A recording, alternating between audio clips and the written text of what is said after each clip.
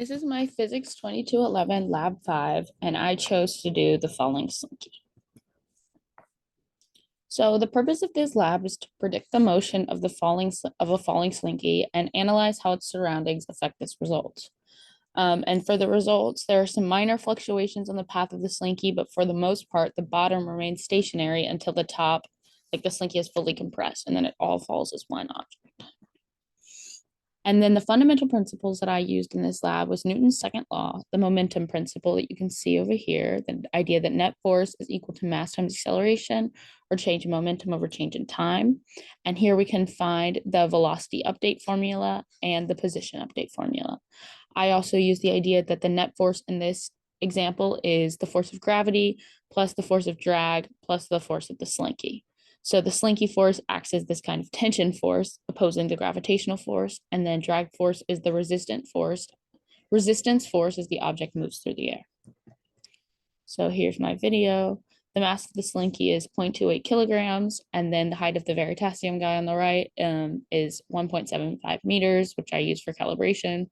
The initial position is 8.496 times 10 to the negative 3, or pretty much 0, and negative 1.317 in the y direction. And the initial velocity is 0 meters per second. Here. And there you can see the slinky all falling as one body. And then here's the bottom staying stationary. So here are my computational results, and here's my GlowScript code. So here's the first time loop and the second time loop. The first one is while the slinky, the bottom is stationary, and I have my formulas for net force, and then the velocity and position update formula here. And then this time loop is for when the slinky is falling as one body. And then the same formula is here, the force of drag, and then gravity, same idea. This is tension and gravity. And then here are my results. So you can see the observed motion in blue and the calculated or predicted motion is in orange here.